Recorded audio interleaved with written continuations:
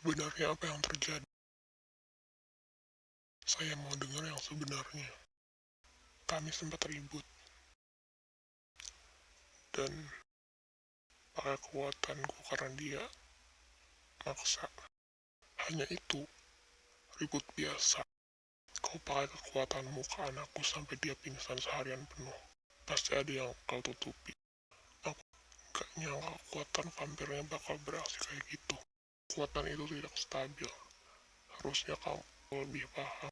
Aku nggak tahu dia punya kekuatan vampir tidur. Kukira dia cuma manusia biasa.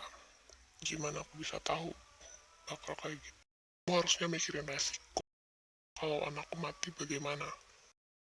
Atau lebih parah, tenang aja. Toh nggak terjadi apa-apa. Dia cuma pingsan sehari. Bukan mati juga kan? Malah seharusnya berterima kasih. Aku yang bikin ketahuan kalau ternyata dia punya kekuatan. Terima kasih. Kamu buat anakku pingsan. Memorinya sampai kacau. Dia bahkan tidak ingat apa yang terjadi. Dan kau pikir aku harus berterima kasih. Aku hanya ngelakuin yang perlu kulakuin. Kalau memorinya hilang, mungkin itu yang terbaik. Gak ada gunanya dia ingat kejadian itu. Kau tidak punya hak memutuskan apa yang terbaik untuk anakku. Kau pakai kekuatan tanpa memikirkan akibat. Sekarang, dia yang menderita. Dan kau masih berani katakan itu yang terbaik.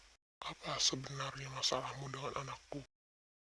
Masalahku, dia hanya setengah darah. Bukan vampir, bukan manusia. Yaitu aib, simbol pengkhianatan darah. Aku muak harus berurusan dengan orang yang tak tahu tempatnya. Aku tak akan membiarkan kau hina dia hanya karena asal-usulnya. Dia bagian dari keluarga ini. Dan kau harus terima itu. Terima. Kenapa harus? Dia bukan darah murni. Dia hanya pengingat cinta terlarang manusia dan vampir. Itu pengkhianatan untuk semua darah murni. Kau buta dan bodoh kalau berpikir begitu. Anakku memang setengah vampir, tapi dia juga setengah manusia. Dia punya yang terbaik dari dua dunia. Dan dia tidak salah apa-apa soal masa lalu. Jangan menyalahkan dia atas hubungan yang terjadi generasi sebelum kita. Yang terbaik dari dua dunia.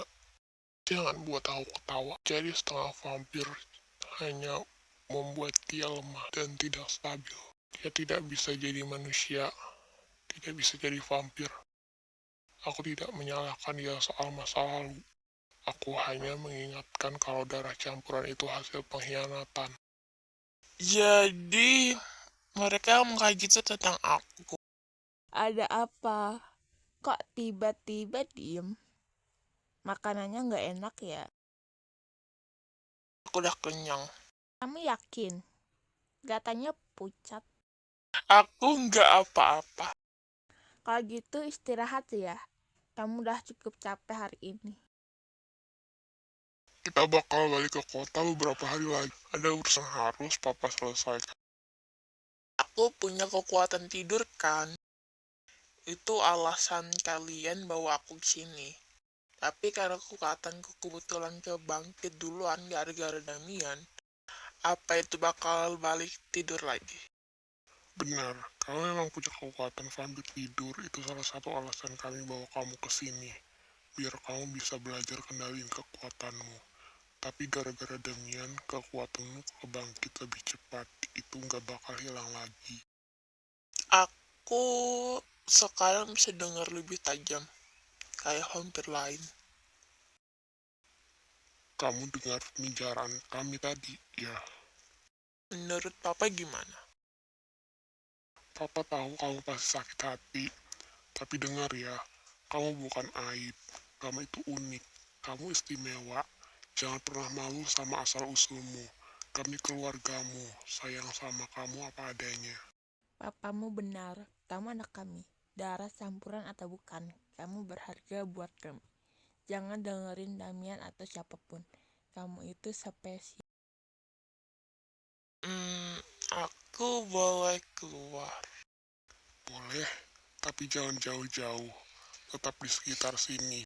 Jangan ke hutan, cukup di halaman danau aja. Aku cuma mau lihat ikan kok.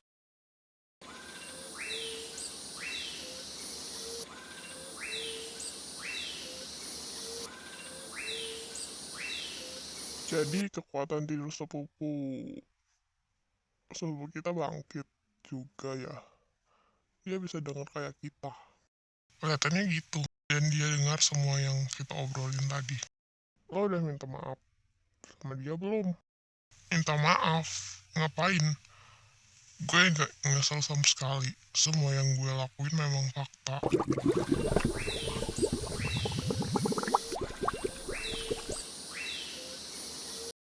Lo tetap harus minta maaf, Damian. Lo udah kelewatan. Gue cuma ngomong yang sebenarnya.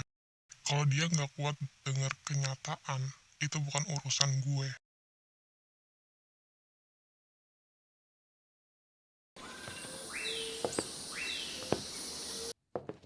Cinta itu sia.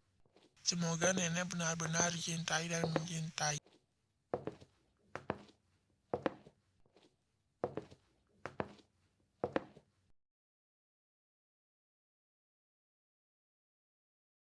Semoga nenek gak dengar kata-kata penuh benci karena cinta.